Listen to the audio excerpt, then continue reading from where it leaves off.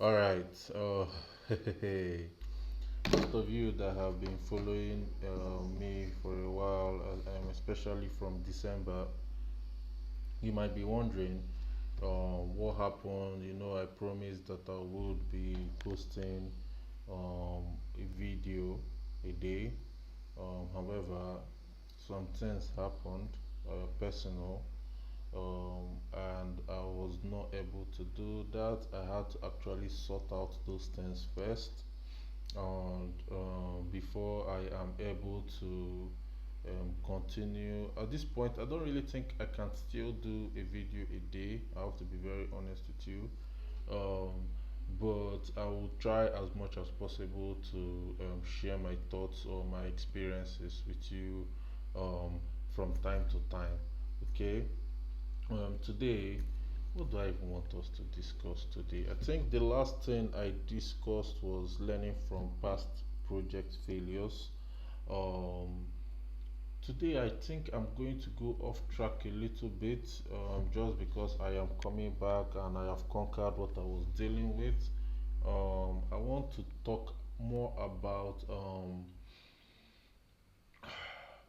how to avoid disrespect from clients. You know, most times, people actually do forget that when they pay you for a job, they are exchanging value. So you are giving them something in return for that work you are doing. You are obviously not doing it for free. Okay? And there are situations whereby, as a freelancer, especially if you are just starting out in your journey, you are going to feel like, oh wow, I'm looking for a client. This client is going to pay me, and you feel like the client is doing you a favor. You need to take that mentality away if you really want to succeed. Because if you keep having that mentality, what it does is that it would make the clients notice. The truth is, most people, um, they are they are predators, especially if you kind of anything they said you should do, you do. I think you might find it a little bit difficult in the freelancing game if you have that. I'm not saying it's a bad temperament to have, but you need a temperament to be able to challenge. And the best way to be able to challenge is not to accept money immediately. Uh, the reason I'm actually discussing this is because I am having a consultation. I won't even say it's a consultation really, because I know this person, but he's paying me for it, which I am surprised about it really. And he is a freelancer. He's a software engineer. He's also a freelancer, and he was telling me that his major problem is that when they agree to work when he agrees to work on a project with the client, during the course of them working on the project, begins to change some of the things that they have discussed on. So I then asked him, where is your project proposal that you presented to the client that you signed and he signed? He told me he does not have any. I said, okay, where is your memorandum of understanding or documentation that the client has given to you, uh, to work on, um, maybe that has project scope and everything? He said he does not have any. I was like, okay, how did the WhatsApp chat go? Did you have any? Do you have it? I now, at that point, I was kind of frustrated. So I now asked him if he has any document at all that is going to um, show what the work is all about, how they are going to go about the project. And to my surprise, he actually said he does not have any. That most of their conversations are through phone call.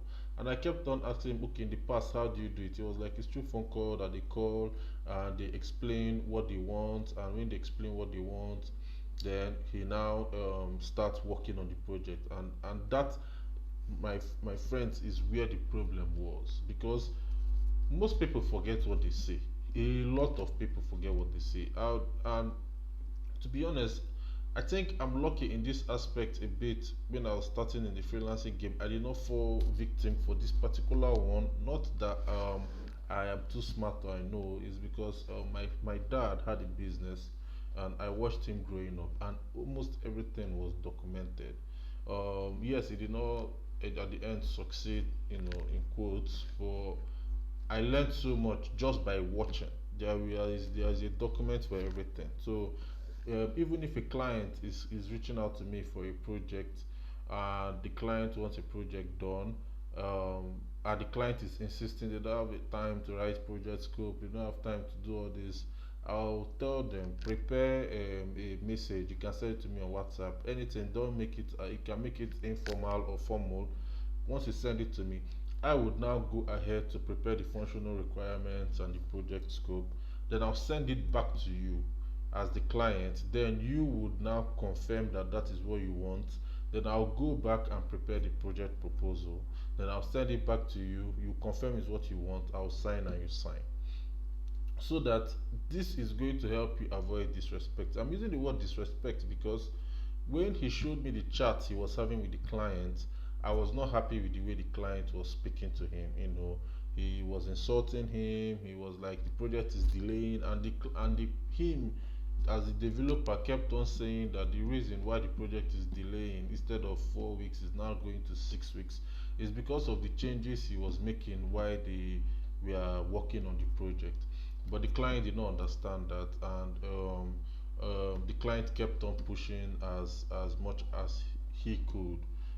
And as you can see now, there is no way, or there is no really a boundary that the developer can use to push back on the client, because there is no written document, and he's now being insulted, and they are even saying they will call police and all this stuff. uh, the best thing I told him to do was to henceforth present a document of everything that they have discussed, including the changes. Just add that one as it's part of the lessons for the game. Show it to the client, which he did. Tell the client to acknowledge that this is the remaining tax done, this is the tax that has been done, and this is the overall scope of the project, which he did. The client has acknowledged, he has signed, and the client has also signed. And also present the number of weeks it is going to take to finish whatever is remaining. Now, he finished whatever was remaining because this happened a few weeks ago, and he has um, I remember when he was about to conclude with the project, that same client now wanted to change something, and he was like, he now went back to the document and was like, this is not in the document. If you want this, you pay so amount of money, and it will take this amount of time. And you could see that at that moment the client had nothing to say because they have a written document stating what is going to be done and what is supposed to be done. So the client did not have did said, okay, let's leave it for version 2. But had it been he did not prepare that document, there is no the client will be pressuring and pushing because everything is on phone call. Try as much as possible to transform that phone call discussions or whatever you are talking on the phone into a written document, especially if you are a software engineer, because maybe a graphic designer can do everything on phone call, but as a software engineer that is into the freelancing world, it is better for you because it will save you headache, it will save you time, it will save you disrespect, it will actually make your life so much easier than if you are all willy-nilly about the whole thing. So I'm starting. I'll start dropping videos more frequently now. I'm grateful that I have actually uh, surmounted what I was dealing with. Maybe later in the future I would share it with you guys if interested. But I'm grateful that I'm fully back and I have some time now, and I'm enjoying what I am doing. To be dropping some of the experiences, some of the things that I have been learning across my journey. So thank you very much for listening if you are, and bye bye.